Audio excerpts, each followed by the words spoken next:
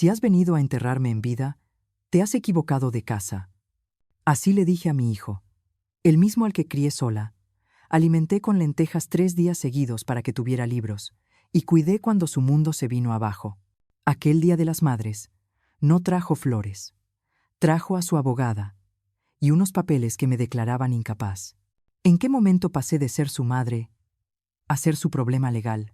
Pero lo que él no sabía es que esa firma que quería robar no era solo un nombre, era mi voz. Y esta es la historia de cómo aprendí a gritar sin alzar la voz.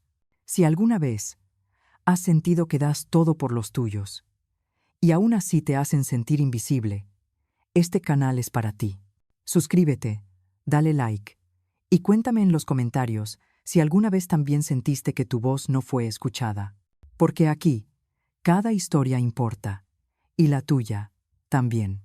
El Día de las Madres pasado fue el día que supe que, para mi hijo, yo ya no era su madre. Era un trámite, un problema administrativo, una anciana confundida que él debía gestionar. Y lo peor de todo es que lo supe mientras todavía podía pelar patatas sin cortarme, recitar mi número de DNI de memoria y distinguir perfectamente entre un recuerdo y una mentira. Ese domingo por la mañana, preparé lentejas como siempre. No porque supiera que él vendría, sino porque el olor de las lentejas con chorizo me hace sentir que todavía estoy en mi hogar, que todavía soy yo. Mi vecina me había dicho que Sergio planeaba venir a visitarme. ¿Qué menos que una visita el Día de las Madres?, había dicho ella con una sonrisa. Yo solo me encogí de hombros. Una ya no espera, pero nunca deja de imaginar. Tocaron el timbre a las 11:15. Abrí la puerta y allí estaba. Mi hijo, trajeado, perfumado, con el mismo rostro que vi manchado de chocolate el día que cumplió 5 años, pero esta vez acompañado por una mujer joven con carpeta negra. No llevaba flores. No llevaba a su hijo. No llevaba abrazo. Mamá, dijo, con una sonrisa rápida, tensa. Ella es Clara, mi abogada. ¿Abogada? Entraron como si aquello fuera una oficina. Ni siquiera miraron el jarrón con lilas frescas que había puesto en la mesa. Me senté en mi sillón y los miré sin decir palabra. Clara abrió su carpeta, sacó varios papeles y me los puso delante, hablándome con esa voz condescendiente que usan los jóvenes cuando creen que una ya no entiende nada. Señora Pilar, esto es simplemente un trámite para que su hijo pueda ayudarle con la administración de sus finanzas, su salud y su bienestar diario. Miré a Sergio. Él no me miraba. Fijaba la vista en los papeles, como si esperara que firmara y se acabara el asunto. Como si esto no fuera la vida de su madre. Leí las palabras representante legal y asistencia permanente, y sentí un nudo en la garganta. No entendía todo, pero entendía lo suficiente. Lo suficiente como para darme cuenta de que aquello no era amor. Era control. No era ayuda. Era despojo. ¿Tú crees que estoy confundida?, pregunté. Él por fin me miró. Y me dolió más que cualquier bofetada. Mamá, es por tu bien. Ya no puedes seguir sola. No sabes lo que haces con el dinero. Con esto podré organizar todo para ti. Las facturas, tu pensión, tu salud. Mentira. Desde hace meses, Sergio había cambiado la cuenta donde me ingresaban la pensión. Cada mes, él me traía 50 euros en mano. Para tus gastos pequeños, mamá. Lo demás, decía, lo guardaba para mi seguridad. Seguridad. ¿Qué seguridad tiene una madre que no puede ir al cajero sin pedir permiso? Sentí un vacío en el pecho, como si toda la vida que había dado por él se hubiera convertido en papel mojado. Yo no soy una carga. No soy un mueble viejo que se archiva. Soy tu madre, Sergio. Clara interrumpió con algo técnico, pero yo no la oía. Solo oía mis propias palabras resonando en la sala donde, alguna vez, jugamos al parchís los domingos, donde le contaba cuentos de lobos y castillos, y él me miraba como si yo fuera mágica. Ahora me miraba como si yo fuera un problema legal. No firmé. Me levanté, despacio, con dignidad. Cogí los papeles, los doblé con cuidado y se los devolví. Hoy es el Día de las Madres. Si has venido a enterrarme en vida, te has equivocado de casa. Sergio no dijo nada. Clara cerró la carpeta. Se fueron. Y yo, por primera vez en mucho tiempo, lloré sin vergüenza. No por tristeza, sino porque por fin entendí que hay batallas que incluso una madre debe pelear sola. Cuando cerré la puerta aquel Día de las Madres, me senté en la cocina con las manos vacías. No sabía si tenía más frío en el cuerpo o en el alma. Pero lo que sí sabía era esto. Uno no llega a ese punto de humillación de la noche a la mañana. No. Ese desprecio se va cocinando a fuego lento. Así que ahora, déjame contarte desde el principio, porque esta historia no empezó ayer. A veces me pregunto si las madres españolas de antes criamos demasiado bien o demasiado mal. No lo sé. Lo que sí sé es que no tuve otra opción. Cuando murió mi marido, Sergio tenía solo 8 años. Un niño con los ojos muy grandes y la voz suave. Recuerdo que, en el entierro, me apretó la mano con tanta fuerza que me dejó la marca de sus dedos durante una semana. Desde aquel día, fui madre, padre, amiga, enfermera y cocinera. Me levantaba antes del amanecer. Caminaba media hora hasta el colegio donde trabajaba como maestra de infantil y volvía con la espalda hecha polvo para preparar la cena y repasar los deberes con él. Nunca tuvimos mucho, pero tampoco le faltó nada. Si tenía que comer lentejas 3 días seguidos para poder comprarle los libros, lo hacía sin pestañear. ¿Y los zapatos? Siempre los suyos primero.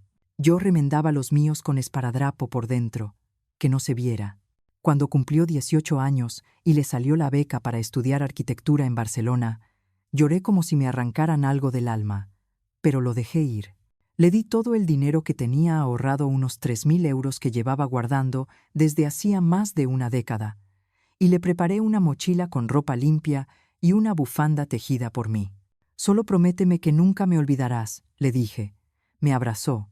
Me prometió que siempre estaría ahí, que nunca permitiría que me faltara nada. Durante años, me escribió cartas, largas, cariñosas. Cuando consiguió su primer trabajo como delineante, me mandó una postal desde la Costa Brava con una foto suya en la playa. Decía: «Mamá, todo esto es gracias a ti». La guardo en una caja de madera con candado, junto con los dientes de leche que se le cayeron y el mechón de pelo de su primer corte. Pero con los años, esas cartas se convirtieron en mensajes rápidos. «Hola mamá, ¿todo bien?». Oh, ni eso. Las visitas empezaron a espaciarse. Cada vez venía con menos tiempo, más prisa, menos ganas de quedarse a comer. «Tengo que volver a la oficina», decía. «O estoy esperando una llamada importante». Yo me tragaba las lágrimas y le metía en una bolsa de tela unas croquetas congeladas y un frasco de lentejas, por si no tenía tiempo de cocinar. Cuando se divorció, fue la primera vez en mucho tiempo que me pidió ayuda. Llegó con el corazón roto y los ojos vacíos. «Mamá, necesito dejar al niño contigo unos días, solo hasta que me reorganice». Esos unos días se convirtieron en casi un año, y no me importó. Saqué fuerza de donde no la tenía. Preparaba desayunos, hacía la compra, iba al parque. Todo mientras seguía con mi pensión de 850 euros, que cada vez me alcanzaba para menos. A veces le decía: «Hijo, ¿no deberías pasarme algo para el niño?». Él me respondía: «Ahora mismo no puedo, pero en cuanto me estabilice». Y yo callaba, porque soy madre. Y las madres tragamos más silencios que sopa. Lo que nunca imaginé es que esa misma persona, mi hijo, al que le calenté los pies en invierno con mis propias manos, sería quien hoy me diga que no estoy en condiciones de decidir por mí misma, que no sé lo que hago, que mi dinero, ese dinero ganado con 35 años de trabajo en aulas frías y ruidosas, debe ser gestionado por él. ¿Desde cuándo ser vieja es igual a ser inútil? Cuando Sergio me dio por primera vez 50 euros para tus cositas, no dije nada. Pensé que estaba ocupado, que ya se pondría al día. Pero pasó un mes, luego otro, y después otro. Al tercer mes, fui al cajero del barrio y me salió un mensaje que decía: «Acceso denegado». Pensé que era un error. Fui al banco, y ahí me dijeron, con esa voz artificial de las oficinas modernas: «Lo sentimos, señora, pero su hijo figura como representante legal en esta cuenta. No puede realizar operaciones sin su presencia. Me fui temblando, no por el frío, ni siquiera por la humillación. Temblaba de miedo. Miedo de saber que había criado a un hombre capaz de borrar mi firma, mi voz, mi dignidad. Todo con una sonrisa, con unos papeles y con la excusa de protegerme. Esa noche no dormí. Me senté en la cocina, con la bata encima del pijama, mirando el reloj de pared. Marcaba las 2:15. Me pregunté si mi hijo, aquel niño de ojos grandes que me besaba la frente antes de dormir, todavía vivía dentro de ese señor de traje caro y palabras vacías. Y me hice una promesa. Si él había aprendido a silenciarme, yo iba a aprender a hablar.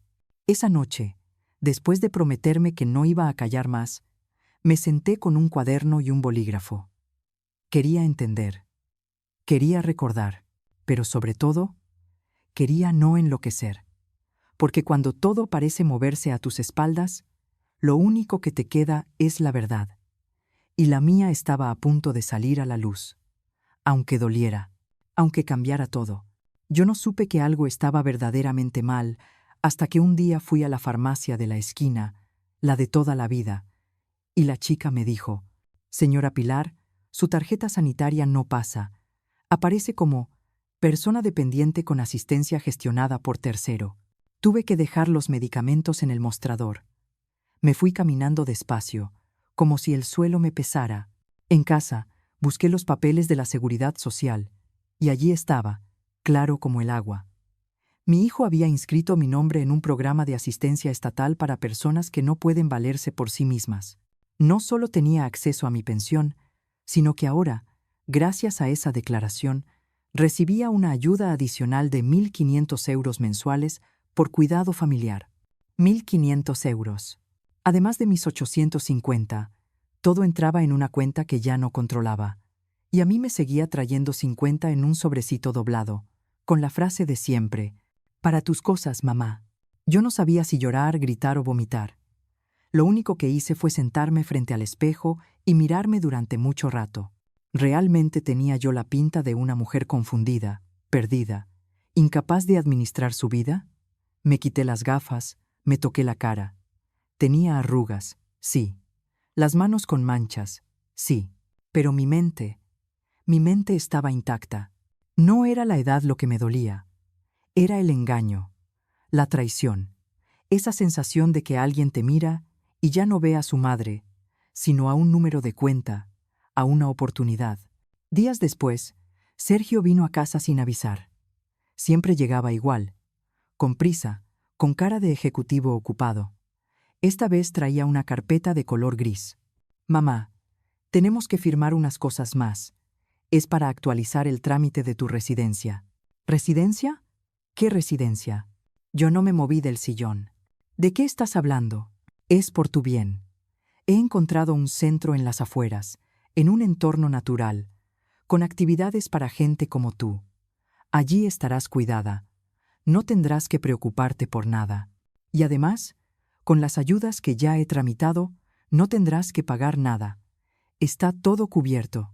¿Y yo cuándo decidí que quería irme de mi casa? Él suspiró, como quien intenta tener paciencia con una niña terca. «Mamá, no estás bien. Te cuesta recordar cosas. A veces no sabes ni en qué día estamos».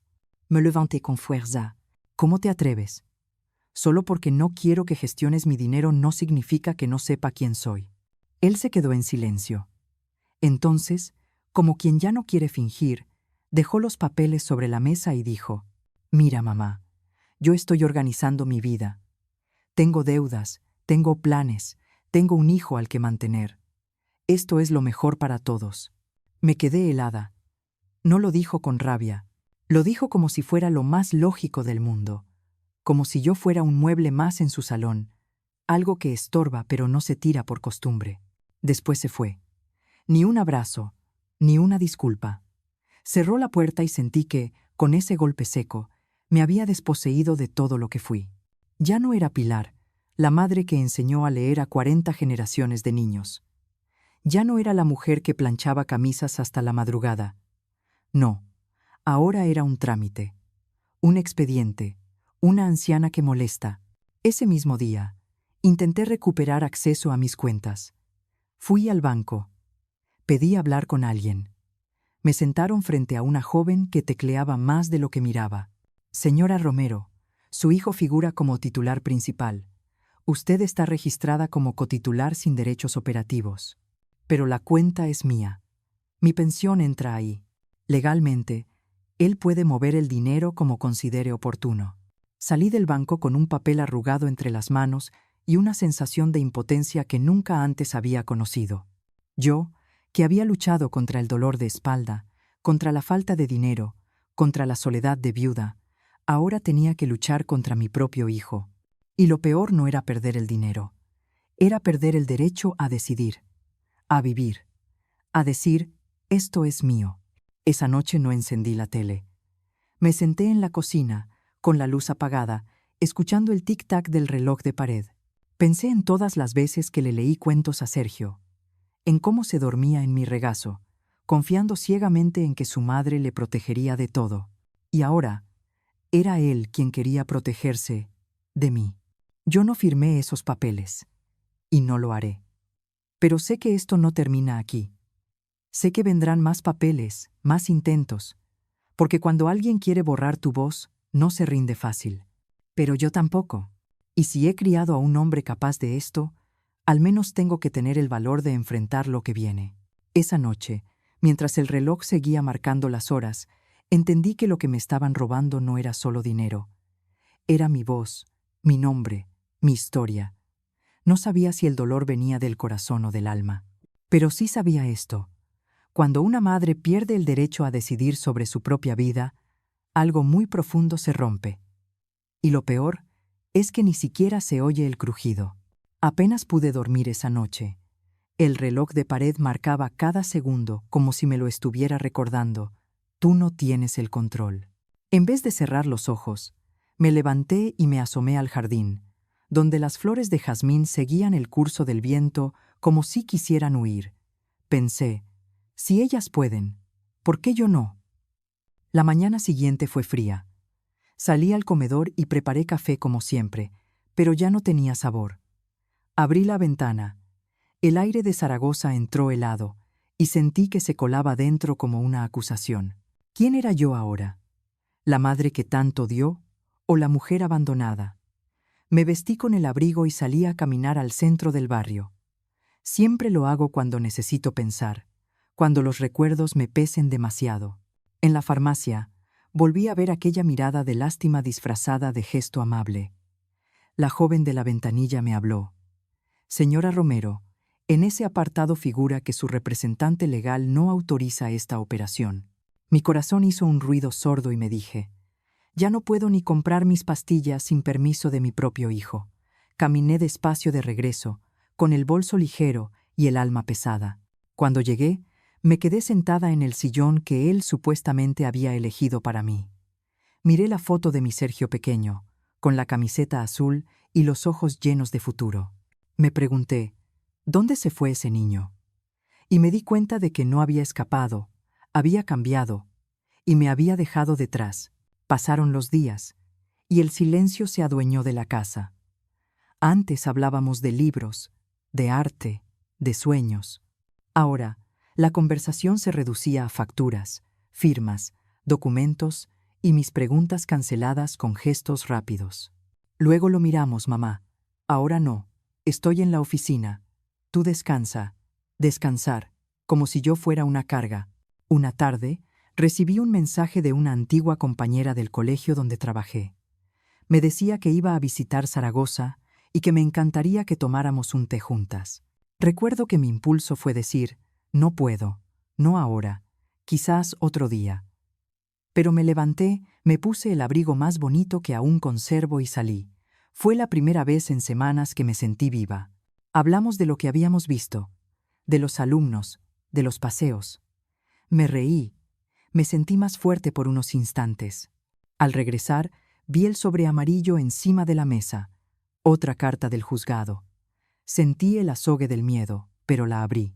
Un abogado del centro informaba que había recibido un escrito para ratificación de medida de tutela, firmado por un notario. Y ahí estaba, mi nombre, mi firma, o lo que ellos decían que era mi firma.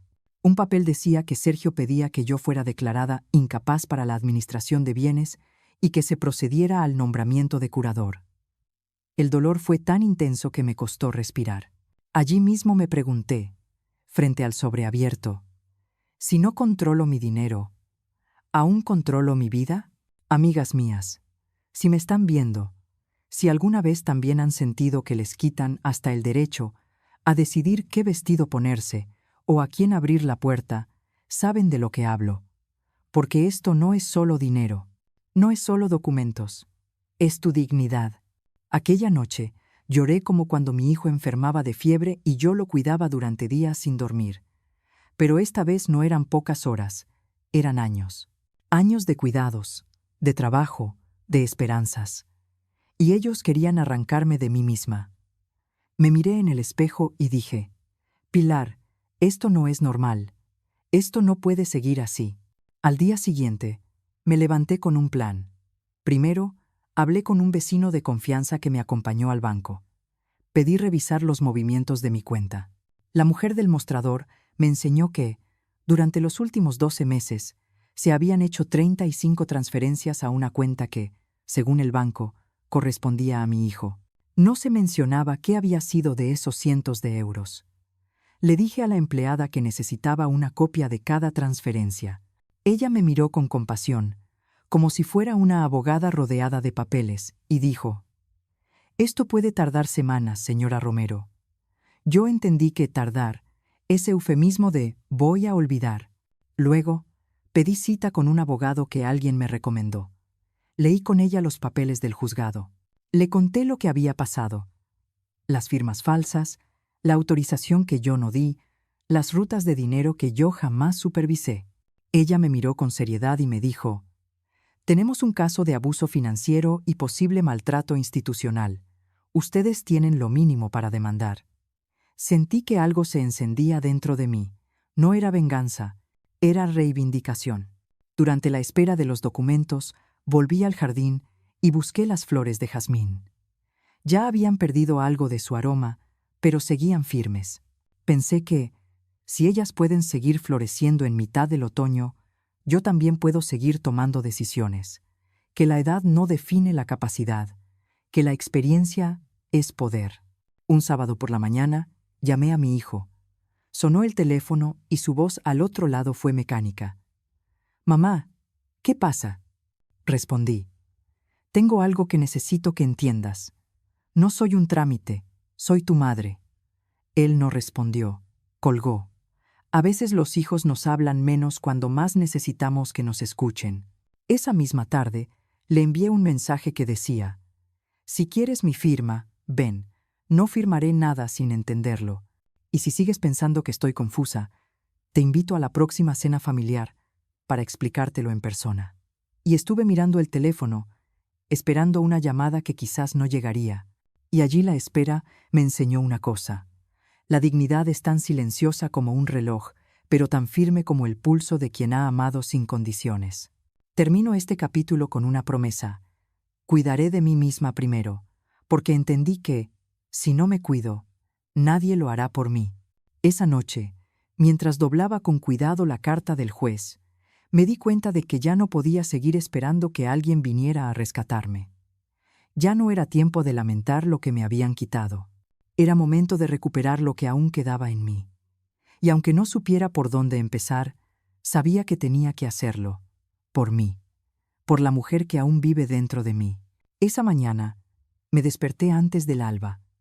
La casa estaba en silencio, solo el ticuatac del reloj parecía acompañar mis pensamientos. Miré mi mano sobre la manta y pensé, ¿cuántos inviernos llevas ya, Pilar? Y por primera vez en mucho tiempo, no pensé en cuántos me quedan, sino en lo que voy a hacer con los que tengo. Desde hacía semanas, el abogado me había dicho que íbamos por buen camino. Revisión de cuentas, impugnación de las firmas, solicitud de nulidad de la tutela. Pero yo no esperaba el final. Esperaba el principio de algo distinto. Pensé en mis amigas del taller de bordado. Ellas sí que sabían vivir. Se venían con sus abrigos viejos, Compartían vasos de vino en el patio y se reían sin pedir permiso. Yo, sin embargo, llevaba tanto tiempo callada, tanto tiempo cómoda en mi silencio, que hasta me había olvidado de mi propia voz. Y esa voz, la voz de la mujer que levantó este hijo con sus propias manos, empezó a resonar otra vez. Un sábado al mediodía, decidí que iba a dar un paseo al Parque Histórico de Zaragoza. Cogí mi bastón, me puse el abrigo polvoriento y salí. No llevé abrigo nuevo, no eran tiempos de lujos, pero llevé mi orgullo limpio. Caminé despacio entre los plátanos del camino, recordando cómo de niña me perseguían las sombras bajo sus ramas, y me senté en un banco. Vi una pareja mayor que se cogía de la mano. Me vinieron las lágrimas, pero las reprimí, porque ya no iba a llorar por lo que perdí, sino por lo que ganaba. En el banco anoté en mi cuaderno: quiero visitas porque quiero compañía, no por obligación. Quiero que me traigas flores sin que me sienta un indulto. Quiero que sepas que mi independencia no es un muro, es una frontera. Escribí y revolví el lápiz. ¿Te ha pasado, amiga, que una frase te cuesta decirla en voz alta? Pues esa frase me costó un mes. Las audiencias se acercaban, los papeles llegaban, el abogado me dio una copia de las transferencias, 13.000 euros que no reconocía, 4 contratos firmados sin mi sello. No era solo dinero, era mi historia robada. Pero ya no era solo la víctima. Empecé a sentir un fuego tranquilo en mi vientre, un ya basta. Una tarde llamé a mi hijo. Me temblaba la voz al principio. Le dije: hijo, voy a estar bien, no por ti, sino por mí. Él se quedó en silencio. Llevamos años colgando relojes diferentes, marcando horas distintas. Pero esa tarde, por fin, nuestras agujas giraron al mismo ritmo, aunque fuera un instante. Empecé a vivir la vida que había pospuesto. Me apunté a la biblioteca municipal y saqué un libro de cocina popular aragonesa. Cada semana aprendía una receta diferente: migas, ternasco, borrajas. En las tardes lluviosas me sentaba con una taza de manzanilla y leía páginas de memoria, sin pensar en cuánto tenía que pagar, sino en cuánto podía seguir soñando. En una de esas tardes mi vecina me preguntó: «Pilar, ¿estás volviendo a ti?». Le sonreí. «Sí», respondí, «estoy volviendo a mí», porque entendí que la relación madre-hijo no se basa en el saldo de una cuenta corriente, sino en el respeto. Y ese respeto se había perdido. No era fácil reconstruirlo, pero lo estaba haciéndolo. Luego recibí una carta. El juez había concedido la nulidad parcial de la tutela. Me devolvían autonomía. Podía volver a operar mi cuenta bancaria. El alivio fue tan grande que pareciera que todos los plátanos del parque hubieran aplaudido.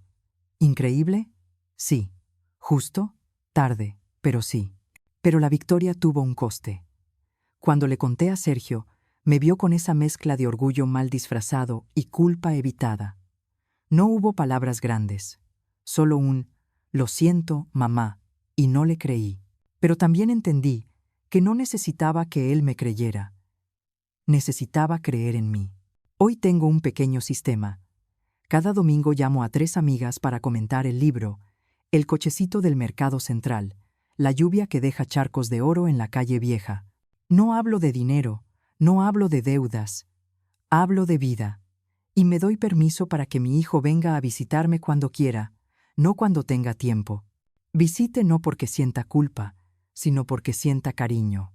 Y mi mensaje para ti, que ves este video y has vivido algo parecido, es esto: no esperes a que crean en ti.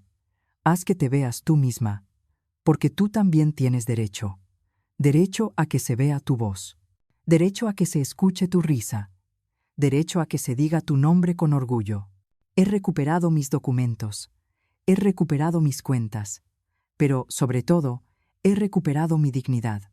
Y aunque el camino estuviera lleno de papeles, firmas y miradas que juzgan, lo que de verdad se reconstruyó en mí fue la esperanza de seguir siendo madre, mujer, persona, porque al final entendí que la libertad no es tenerlo todo, sino decidir no ser cosignificada por nadie.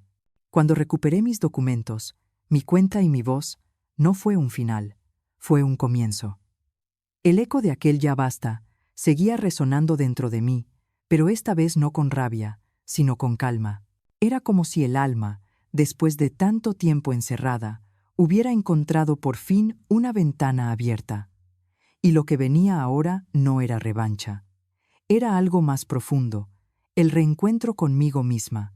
Cuando me desperté aquella mañana, el sol entraba por el ventanuco de mi dormitorio y parecía decirme: «Hoy puedes elegir otra vez». Cerré los ojos un momento y respiré hondo. Sentí el calor en los brazos, no del edredón, sino del amanecer que me invitaba a levantarme no como víctima, sino como sobreviviente. Y esa fue la primera victoria: saberse viva, saberse decidida. Recogí la casa con calma. Puse agua a calentar para el té. A la mesa puse una taza de porcelana que apenas uso. La reservaba para fechas especiales. Hoy era especial. Mientras las burbujas del agua ascendían, pensé en todos los años que había invertido en cuidar a otros. Primero mi hijo, luego mi marido, después mi trabajo. ¿Cuándo invertiría en mí? Me respondí: ahora. El domingo por la mañana, mi hijo me visitó de nuevo. Vino solo esta vez. No traje a su mujer. Me saludó con un abrazo breve. Lo miré directamente a los ojos. Dijo: «Mamá, estoy aquí». No añadió nada más. Me senté con mi taza de té. Nos quedamos en silencio un rato, compartiendo lo que no se dice. Él había cumplido su promesa. Había devuelto parte del dinero. Había cancelado la tutela. Había afirmado que retiraban el expediente. Y lo más importante, respetaba mi espacio. Le sonreí y dije: «Gracias. Pero esto es solo el comienzo». Él asintió. Después, en el jardín, abrí un viejo cuaderno de recetas que me regalaron mis alumnos el día que me jubilaron. Saqué la receta de cocido con garbanzos que tanto le gustaba a mi hijo cuando era niño. Decidí que lo haría esa tarde. Lo haría para mí y también para él, pero sin urgencia, sin rescate, sin culpa. Horneé pan casero, mientras el guiso burbujeaba lentamente. El aroma invadía la casa, y por un momento me sentí en paz. Al servir la mesa, puse 2 platos y al lado del mío una pequeña nota: «Con amor, desde mi cocina». Él la leyó, me agradeció sin decir mucho más. Esa noche, mientras lavaba los platos y él se apoyaba en el fregadero, me atreví a decirle: «Hijo, ya no quiero regalos. Quiero presencia, conversación, entendimiento». Él me miró, y por primera vez desde hacía años, no busqué en sus ojos un gesto de culpa. Busqué una mirada de compañero. Y ahí estaba. Amigas que también están viendo esta historia, ¿os habéis sentido alguna vez tan exhaustas que habéis dejado de escuchar vuestra propia voz? Pues es en ese momento en que la voz vuelve y se hace más fuerte, más clara. Y entendí que el perdón no es automático, que se construye, con respeto, con tiempo, con límites. Y entonces llegaron las cartas buenas. La sentencia del juez entró por buzón, con limpias letras negras. Se decreta la nulidad parcial de la tutela y la restitución de la capacidad jurídica de la señora Pilar Romero. Mis manos temblaron, pero no tanto por emoción como por dignidad restituida. Guardé ese papel junto a mis documentos más queridos. Fue un acto simbólico. Ese sobrevacío ya no me definía. Comenzó un nuevo ritmo en mi vida. Cada domingo llamo a 3 amigas para charlar. No de cosas que no importan, sino de lo que importa de verdad. Los sueños que siguen vivos, las cicatrices que cuentan historias, el café humeante que cura silencios. Me uní al grupo de senderismo de la parroquia y cada jueves camino hacia la ribera del Ebro. Mis pasos ya no son guiados por la obligación, sino por el deseo de sentir el viento en la cara, de confirmar que tengo cuerpo, alma y voz. Mi hijo me llamó un miércoles y me dijo que estaba seriamente pensando en mudarse más cerca para estar conmigo. Le contesté: «Gracias por querer estar cerca, hijo, pero no para cuidarme, para respetarme». Esa diferencia fue pequeña, pero poderosa, porque me ayudó a no volver a la vieja trampa de depender para ser querida. Y ahora, cada vez que entro a la cocina y me pongo el delantal que guardaba para las visitas, lo uso para mí. Pongo flor de azahar en un jarrón, preparo agua con limón, enciendo la luz suave del rincón. Me siento y respiro, y pienso: Aquí estoy, aquí sigo, aquí mando. No porque necesito mandar, sino porque tengo que decidir. El mensaje final que quiero dejar para ti, que estás ahí, no es de rencor, no es de victoria altanera, es de liberación tranquila, de saberse digna sin que nadie lo vea, de vivir con límites que protegen y de amor que libera, porque una madre también puede ser su propia hija. Y no está sola. Cuando al fin me acosté esa noche, ya no monté guardia en silencio. Cerré los ojos sabiendo que mañana era una elección, que el día sería mío, y sonreí. Y en esa sonrisa se salvó todo. Hoy entiendo que el amor de una madre no se mide por cuánto aguanta, sino por cuándo aprende a decir basta. Ser buena madre no significa perderse. Significa también enseñarle a los hijos que una mujer merece respeto, voz y dignidad, incluso cuando ya peina canas. Aprendí que nunca es tarde para recuperar lo que eres, que aunque te llamen confundida, tu intuición sabe la verdad, y que protegerte no es egoísmo, es sabiduría. ¿Y tú, querida amiga, has sentido alguna vez que te silencian con excusas de amor? ¿Te has quedado callada para no molestar? Cuéntamelo en los comentarios. Tu historia puede ayudar a muchas otras mujeres que aún no se atreven a hablar. Si esta historia te tocó el corazón, te invito a darle like, suscribirte y compartirla con alguien que lo necesite. Gracias por estar aquí. Nos vemos en el próximo relato. Hasta entonces, quiérete como mereces.